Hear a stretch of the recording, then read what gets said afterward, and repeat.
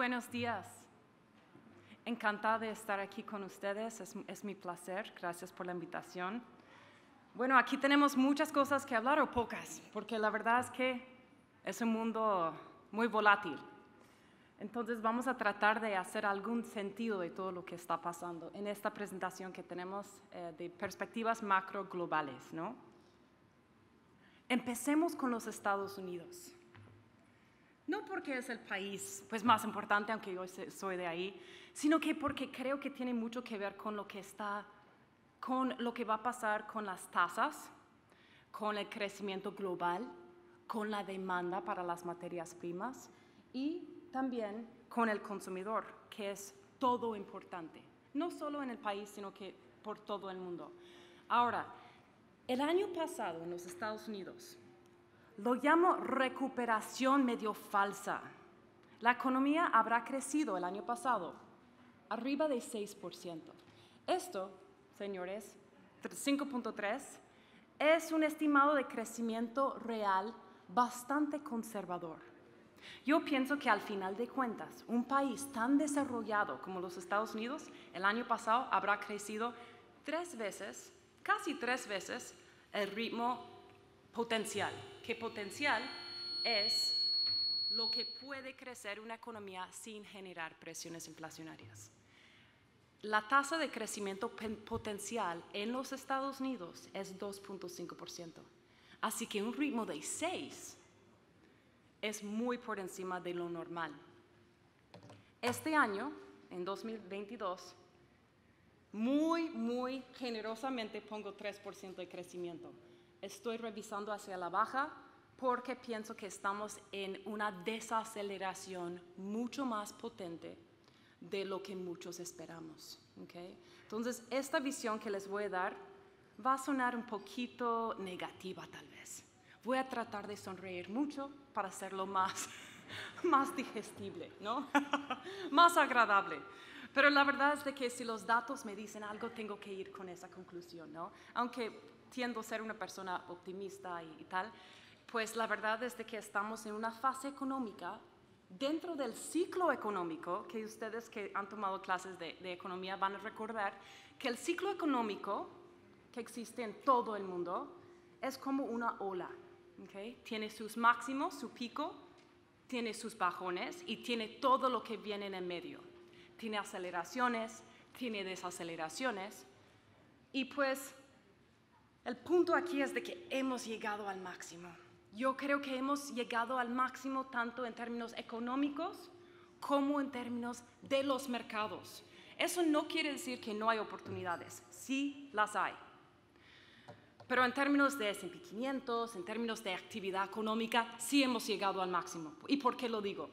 Mira, esta es una gráfica que, como pueden ver los cuadrantes, en los últimos años, décadas, donde hemos estado. Reflación, Goldilocks, ricitos de oro. Desinflación y estanflación. Estanflación, vamos a enfocar en estanflación. ¿Qué es la definición de estanflación?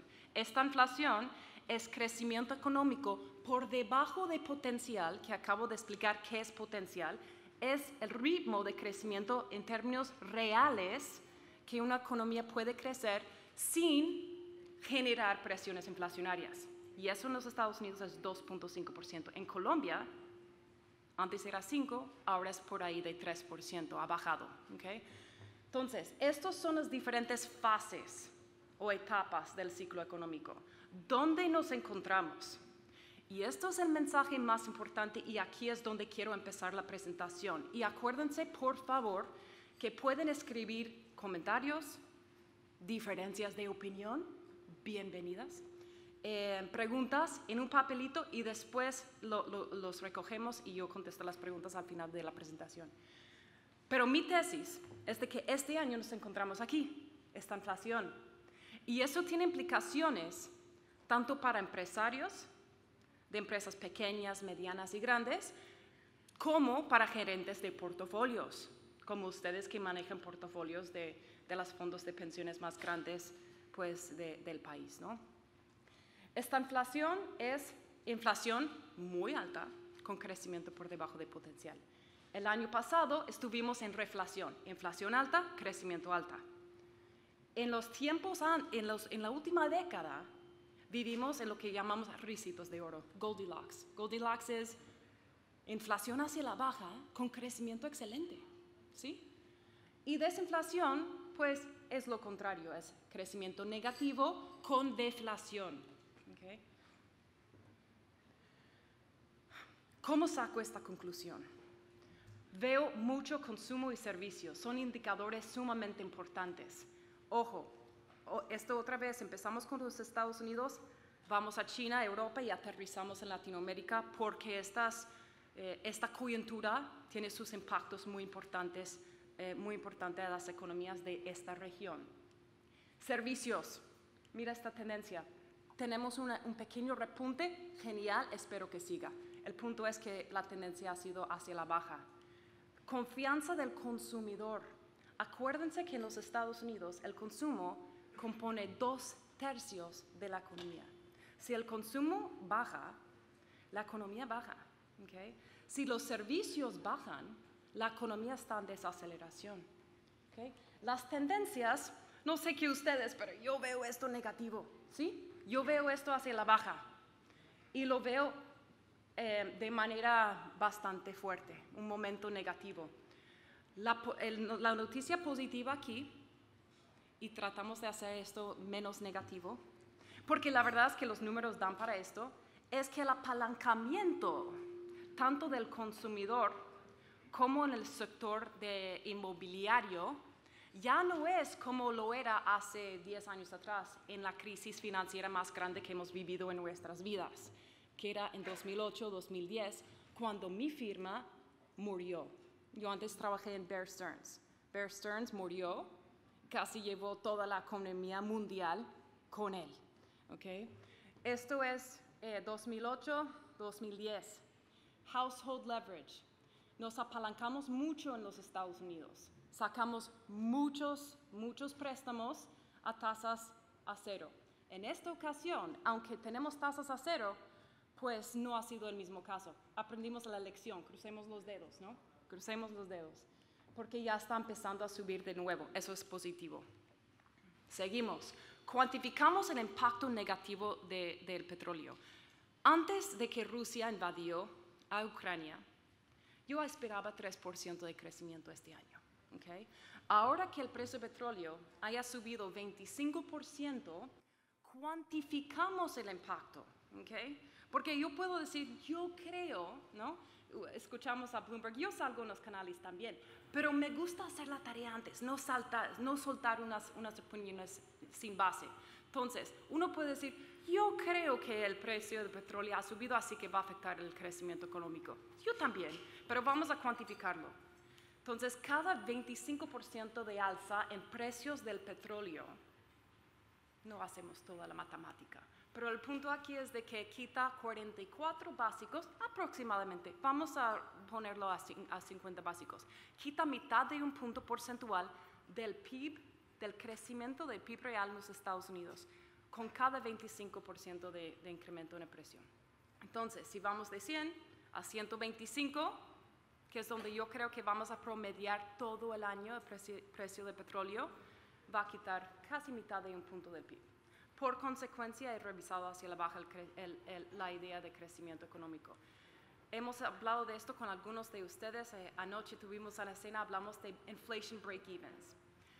El impacto negativo es importante, el impacto real, pero tal vez aún más importante es en expectativas. ¿Cuánto piensa la gente que les va a afectar el bolsillo? Porque en cuanto yo pienso que me va a afectar, de esa magnitud voy a recortar mis gastos. ¿Sí? Entonces, inflation break-evens versus crude. El precio del petróleo sube, pues la lógica nos dice, todo el mundo piensa que vamos a ver un escenario sumamente inflacionario. Y así ha sido el caso. La Fed está muy pendiente de inflation break-evens, tanto o igual que la tasa de inflación en los Estados Unidos. Entonces, el escenario es el consumo, tendencia bajista, en una economía basada en el consumo. por el lado de la demanda. Servicios, tendencia bajista, en una economía en el lado de la oferta, basada en servicios. Y ahora vemos indicadores de los mercados. La curva se invirtió a 2.15 y a 2.30. Como economista, me gusta mirar la curva de 2.30. 2.30 nos da una idea más general de toda la economía. Llegó a invertirse, repuntó, pero sigue siendo una señal bastante negativa. Ahora la pregunta, y yo he hecho esta pregunta a muchos de los clientes, ¿quién piensa que el riesgo más grande para 2022 es geopolítico? Y mucha gente dice, yo creo que es geopolítico, sí. ¿Quién cree que el riesgo más importante es la inflación? También creo que es muy importante. El precio del petróleo, también muy importante. Gracias, muy amable. Mejor, porque me gusta caminar. Yo contesto de esta manera. Creo que el riesgo más importante ya no es qué hace Rusia. Tiene un impacto, sí. Si Rusia hace algo más con respecto a no solo Ucrania, tal vez Moldova, tal vez Estonia, pues hace que el precio del petróleo sube y afecta de manera negativa las economías. El riesgo más grande en este momento, señores y señoras, es lo que hace la Fed. La Fed, muchas personas no lo saben, pero en ese famoso ciclo económico, lo que históricamente cambia la economía de desaceleración a recesión, históricamente ha sido la Fed. Una Fed demasiado agresiva. Y en esta coyuntura tenemos una Fed en una posición más complicada que jamás he visto en la historia de mi carrera. Y eso es una Fed que tiene que lograr un balance muy delicado entre bajar el balance de 9 trillones de dólares, enfocado al principio, ellos han dicho explícitamente que van a enfocar al principio en los bonos hipotecarios, sin matar el sector inmobiliario, sin matar el mercado en el S&P 500 y sin frenar una economía que a propósito ya está en desaceleración. ¿Sí? Entonces hay que tener un ojo muy, muy fijo en lo que hace la Fed. La Fed ya empezó a disminuir, pero es un balance muy difícil, muy complicado, y yo tengo mis dudas muy grandes de que lo logre. ¿Okay? Y otra vez sonrío porque digo una cosa, es un mensaje un poco negativo, pero hay que estar pilas y hay que proteger los portafolios. ¿Cuáles han sido los motores de inflación? ¿Creemos el presidente de los Estados Unidos que es 100% Putin? No sé ustedes, pero yo no creo. Porque antes de que Putin entró en Rusia, la inflación en Estados Unidos estaba el triple de la meta.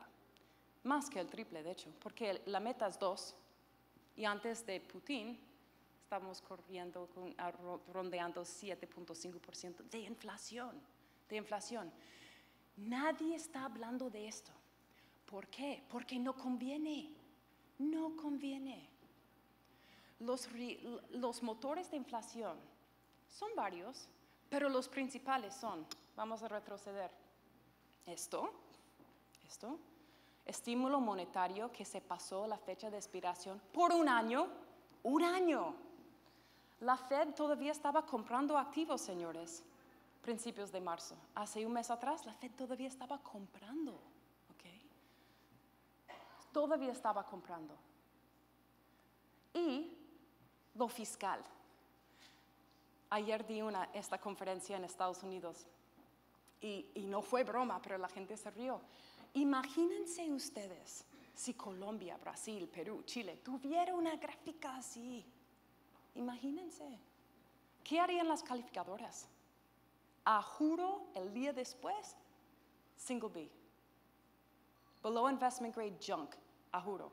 Estados Unidos sigue siendo AAA. Está bien, tiene un risk-free asset. Pero en algún momento, y yo no digo que pase este año, en algún momento, cuando estos señores ya no son compradores más importantes del mundo, comprando 120 mil millones de bonos al mes, sino que los están dejando vencer, o peor aún, vendiendo los bonos, ¿quién va a estar financiando este déficit? Esperemos que siga siendo China y Japón, ¿sí? Estas son cosas que hay que estar pendiente, que nadie está hablando en este momento. Creo que es importante de pensar en el fondo cuáles son los impulsos principales. ¿Okay? Seguimos, en Estados Unidos tuvimos una reacción a COVID, unos pueden decir excelente. Yo tiendo a pensar que fue de más. Y es más, llevamos el déficit fiscal a 15% del PIB. Porque no estamos gastando más, es apenas 12% del PIB, pero es 12% del PIB, señores. Ahora que hemos visto repercusiones de estos estímulos, tanto monetarios como fiscales, esta es la gráfica de Headline CPI. Estos son números reales, ¿no? Estas son las repercusiones de algo que hemos en Baltic Research hemos estado advirtiendo a clientes desde hace un año, de que la Fed estaba detrás de la curva, de que había que estar protegiendo los portafolios con inflation hedges. Habíamos recomendado oro, TIPS, inflation protected instruments, short duration fixed income. Esta es la razón, ¿ok? Y ahora entrando en este año dijimos, ¿saben qué? Ya no es solo inflación que nos preocupa, es esta inflación. Y voy a entrar un poco más en detalle por qué me preocupa eso. Pero estos son los números. Core PCE quita petróleo, quita alimentos.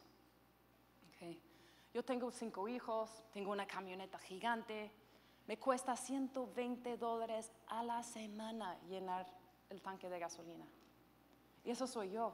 Todos pagamos el mismo precio para el petróleo. Entonces, yo pago 120, también una persona que limpia casas paga lo mismo.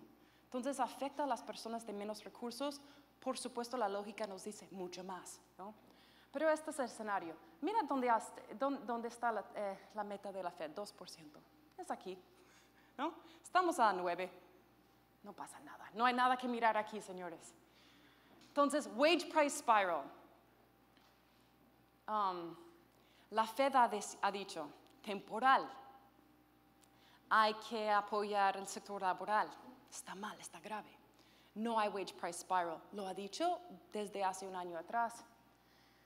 Más bien lo que hemos visto en Estados Unidos es la definición de wage price spiral. What is wage price spiral? Wage price spiral es que no consigues empleados. Entonces, ¿qué tienes que hacer?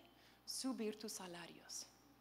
Tenemos unos amigos en Miami que tienen una empresa pequeña. Me han dicho, es el dueño de la empresa, me ha dicho, para competir con Pizza Hut, porque él busca gente de bajos recursos, $8 la hora, $10 la hora, el salario mínimo. Tengo que subir mis salarios 15%.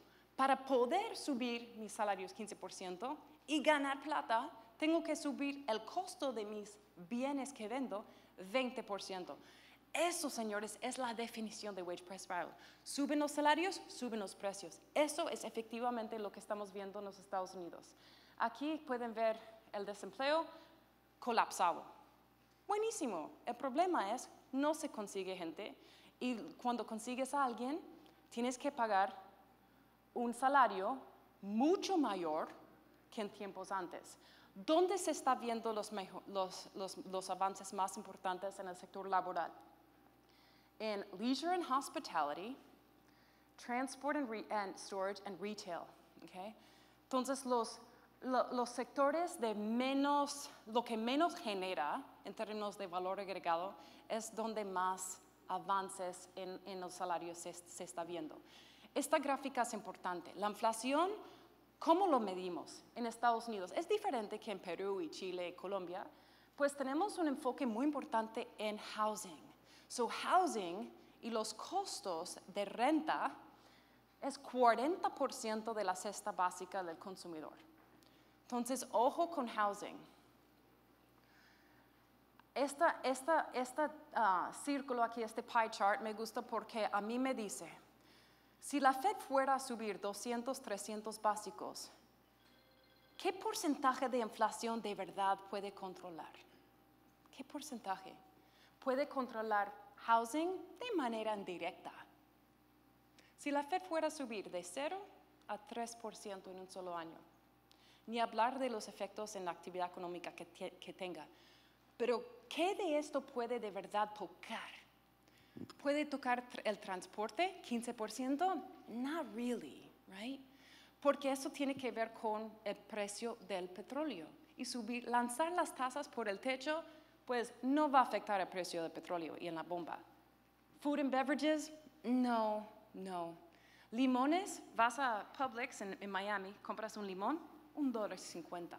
$1.50 para un limón. Subir las tasas no va a afectar food and beverages, no va a afectar transporte, no va a afectar medical care, no va a afectar mucho. Y punto aquí, señores, esta inflación. La Fed puede subir porque quiere mandar el mensaje al mercado que esta vez en serio está tomando inflación en serio. Puede lanzar las tasas 200, 300, 400 básicos y ¿saben qué? Mi apuesta, la inflación no va a bajar. Va a desacelerar, sí, pero acuérdense que tenemos una base estadística muy favorable. Igual que en Colombia, en este segundo trimestre del año, probablemente ya vamos a haber visto el máximo en términos de expansión de precios. En Estados Unidos también, por la base estadística, ¿sí? Entonces, si tienes una base muy alta y estás comparando un número con otro número más alto, pues la diferencia no parece tan grande, ¿no? Entonces, este año en Estados Unidos tenemos un escenario de desaceleración económica con inflación que va a quedar más que el doble de la meta. Resultados de los estímulos. ¿Qué hemos visto? S&P 500, que ahora está otra vez básicamente fairly valued, but 10-year treasuries que han roto otra vez 3 desviaciones estándares del promedio. Eso no es muy común. Okay. Entonces, hemos visto la Fed comprando, ha roto 3 estándares hacia la baja. Y ahora ha roto 3 standard deviations hacia el alza. El dólar ha subido bastante, porque el 10-year Treasury ha subido también. ¿Por qué ha subido el 10-year Treasury? Porque la inflación está a 9%, porque el mercado está descontando 200 básicos en Fed Funds y porque ve que la Fed ha quedado detrás de la curva. Esas son las razones por las cuales la tasa está tan alta. Break-even inflation. Break-even inflation, hablamos ayer. Break-even inflation está bastante alto. La Fed ve muy de cerca break-even inflation, 5-year, 10-year, 30-year, todo arriba de la meta de 2%. Estamos viendo un pequeño desaceleración, ojalá y sí siga, pero está bastante alto.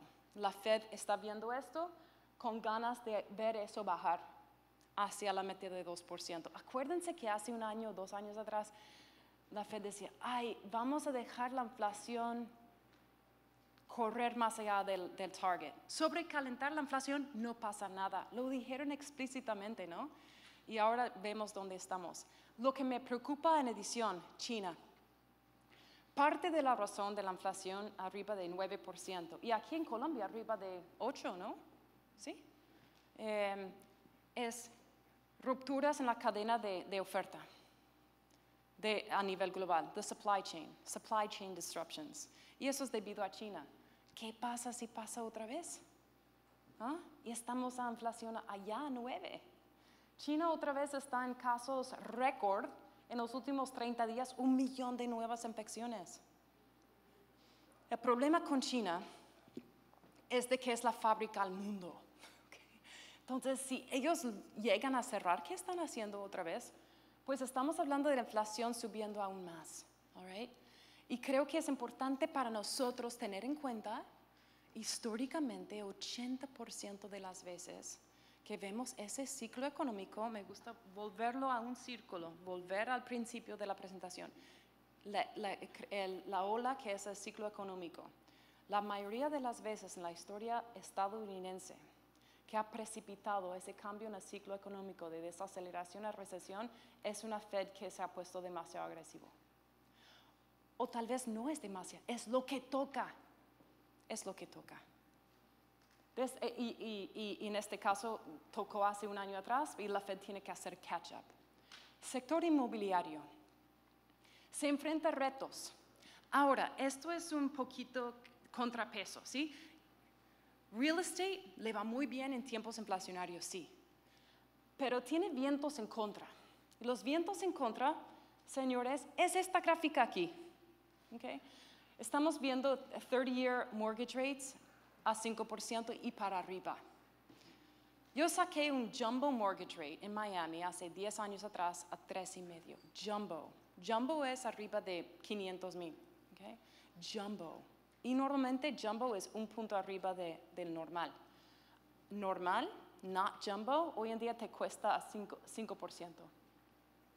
Entonces, tenemos un escenario en el sector inmobiliario de record high housing prices en la historia. Record high housing prices. Okay? So, si ven esta línea azul, este es el índice, ¿sí? Estamos a record highs. La línea gris es el porcentaje de cambio. 20% cada mes en subidas por mes, año a año. Mi apuesta firme, de hecho mi convicción, es en la segunda mitad de este año, esto va a colapsar y vamos a ver 0% de apreciación año a año en valores en las casas. ¿Por qué? Pues porque la tasa ha subido, hay un crecimiento económico mucho menor de lo que habíamos visto, pero no va a entrar en contracción. Simplemente lo que estoy pronosticando es que esta línea azul, y a lo mejor en el próximo año estamos hablando de a ver si lo pegamos o no, esta línea azul va a colapsar hasta acá. Entonces, eso es 0%. Estable, no es el peor del mundo. ¿Y por qué no contrae con tasas hipotecarias tan altas y recesión, posible recesión? Pues porque no hay oferta, no hay oferta. Y no hay oferta no solo por la demanda, sino que volviendo a China hay problemas en la cadena de producción. Muy difícil conseguir materias de construcción, muy difícil. Muy difícil renovar tu casa dentro de un año. Tarda mucho más y cuesta mucho más. Vamos a pasar a lo de los mercados porque me queda 8 minutos y me gustaría abrirlo a preguntas y dudas y comentarios, ¿no? Hemos hecho otra vez la tarea cuantitativa. Dentro de cada etapa del ciclo económico, ¿cuáles son los sectores que mejor desempeño tienen? Dentro de esta inflación, number 1, utilities. Number 2, energy, staples, and healthcare. Esos son my 4 top picks. Y de hecho, en lo que vamos del año, they're the 4 best performers. Los sectores con mejor desempeño son efectivamente estos. El año pasado recomendamos todo lo que tiene que ver con inflación y fueron los top performers, porque el año pasado fue el tema de inflación. Este año va a ser el tema de esta inflación. El año pasado fue financials, energy, industrials, and materials. Inflation plays. This year it's stagflation plays. And these are the stagflation picks. Okay? Entonces, hay personas que te van a decir, y yo los he escuchado porque salgo en los panels con ellos en la televisión, compra tech, ha bajado. Cuidadito, porque tech ha subido de manera tenaz en los últimos 10 años, casi sin parar, sí con bajones, pero sigue la tendencia alcista. No quiere decir que es para siempre, ¿no? Los mercados tienen memoria corta. Los sectores que peor desempeño tienen en esta inflación, con tasas subiendo y posible recesión, are tech and consumer discretionary. Tasas hacia el alza no favorece estos sectores. Equity strategy, top picks aquí otra vez, utilities, petróleo, staples y salud, ¿no? Y con mucho gusto pasamos esta presentación para poder leerlo más adelante. Estrategias de inversión, cíclicos o defensivos. Como pueden imaginar, yo estoy mucho más a favor a defensivos y esto no es una nueva opinión, no vamos con el corriente. Dentro de mi equipo hacemos la tarea y seguimos los resultados. ¿Cómo ha sido el desempeño? The real return, el retorno real, que descuenta inflación In inflationary and growth environments, pueden ver aquí. This is large cap. So large cap sectors. So compañías muy grandes, ¿no? Con market cap muy grandes. Positive returns, green. 2021, espectacular. Negative, 2008, 2001. ¿Qué se nos viene? Pues yo apuesto que es una desaceleración. En lo que vamos del año, efectivamente, son los defensivos que han tenido mejor retorno. Estos son en Bulltick nuestros recomendaciones y views. Market weight, overweight, underweight, pueden echarle un vistazo. Y luego aquí el sector returns en lo que vamos del año. Claramente energía es el ganador, pero como había mencionado yo, energía, utilities, consumer staples, materials me sigue gustando y healthcare, efectivamente son los ganadores en lo que vamos del año. Ojo con energía, esta gráfica me fascina. Esta gráfica lo hemos hecho dentro de Bulltick y esto nos dice cuáles son los activos en el universo de activos. En portfolio management, en asset allocation, ¿cuáles son los activos más volátiles? Petróleo número 1, señores. Así que montar el barco cuando el petróleo ya ha subido tanto hay que tener un poco de cuidado porque es sumamente volátil como hemos visto, ¿no? LATAM número 2. LATAM es bastante volátil, pero no tengo que decirle a ustedes que estoy aquí en Colombia, ya lo sabrán. Eso dicho, en escenarios estanflacionarios, LATAM le va bastante bien históricamente. Es muy interesante. Si el impulso de esa coyuntura estanflacionaria es aumentos en materias primas, LATAM va bien. Y así es donde estamos hoy en día. Así que, ¿hay oportunidades en LATAM? Sí.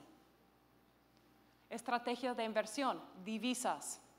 Aquí, como pueden ver en esta gráfica, me queda poco tiempo, pero arriba de esta línea, señores y señoras, arriba de 100, son monedas subvaloradas. El real, subvalorado.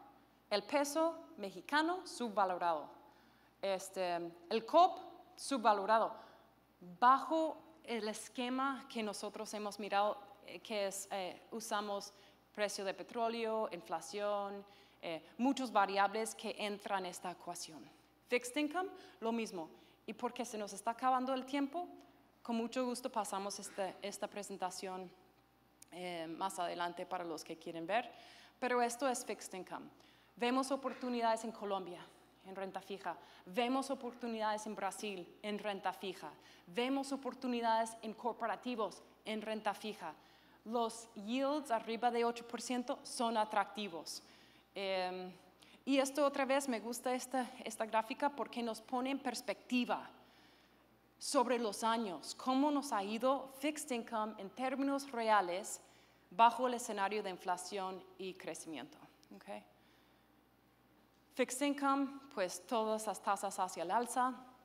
Alternativos, todo el mundo me pregunta de Bitcoin. Creo que Bitcoin tiene una posición, que debe tener una posición dentro de un portafolio diversificado que tiene alternativos. ¿Por qué? Porque efectivamente sí es un inflation hedge. Efectivamente, si uno hace una pequeña, a mí me pareció interesante esto, tiene una correlación negativa con el dólar. Entonces me han preguntado, ¿por qué Bitcoin le ha ido mal? Pues vamos a mirar el dólar. El dólar ha ido subiendo, pues Bitcoin entonces baja en valor. Y con esto voy a terminar, me quedan 2 minutos. Me encantaría saber de ustedes. ¿Qué opinan? ¿Dudas, comentarios, preguntas? Pueden. Gracias.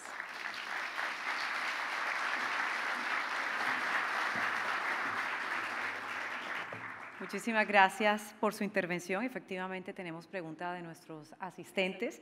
Por tiempo vamos a hacer solo una pregunta para su respuesta.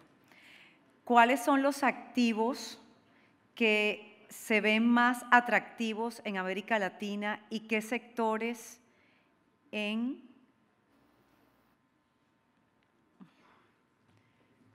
corporate bonds? Corporate bonds, great. Okay. So, los sectores que nos gustan son los sectores que tienen que ver con las materias primas, cuasi soberanos que tienen exposición al sector petrolero. Okay.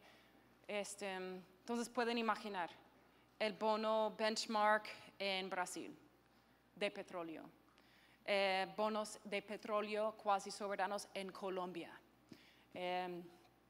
también en Perú, mining companies en Perú.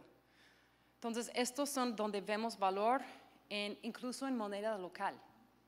Entonces no puedo decir nombres específicos, pero pueden imaginar cuasi soberanos energéticos en Perú, en Colombia, en Brasil, a estos niveles. Incluso bancos del Estado en Brasil nos gustan también. Y no sé si tenemos tiempo para una pregunta más. Una última pregunta, claro que sí. ¿A qué factores atribuye el alto precio del petróleo actual y qué podría llevar a que los precios caigan? Excelente pregunta. Sí, esto es buenísimo. Un minuto.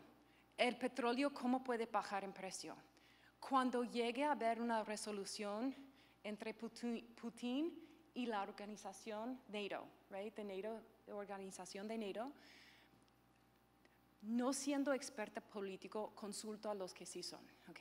Y lo que me han dicho Eurasia me ha dicho, de que probablemente va a llegar a empeorar antes de mejorar, porque Putin lo que quiere es una mejor postura de poder negociar para poder quedarse con una mayor fracción de Ucrania.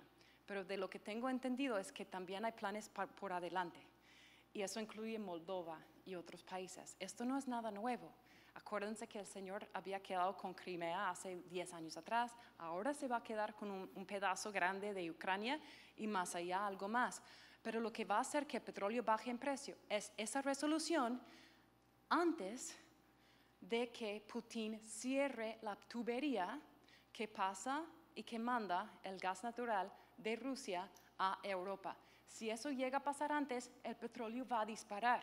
Si tenemos sanciones contra todo el complejo energético, natural gas, oil, contra Rusia, sanciones en contra de todo el complejo energético, el precio del petróleo va a subir mucho más. Por eso pusimos esa tabla que ustedes pueden cuantificar cuánto va a pegar la economía en términos reales según cada movimiento del petróleo. Entonces, en caso de que se empeore más, ¿eso va a ser debido a sanciones o porque el señor cierre la tubería que lleva 40% de todo lo que consume Europa en gas natural viene de Rusia?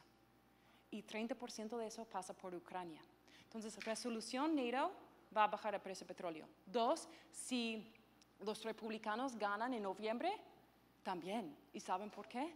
Porque va a haber menos regulación, menos esposas en las manos de las compañeras petroleras grandes, porque acuérdense, aquí en este momento en Estados Unidos hay regulaciones muy tenaces, muy fuertes contra non-conventional oil. It's fracking, hydraulic fracking, all of that stuff, está muy castigado. Entonces, en cuanto se deje que las compañías busquen petróleo, produzcan petróleo, hacen hydraulic fracking, va también a ayudar mucho al precio del petróleo y va a ir hacia la baja.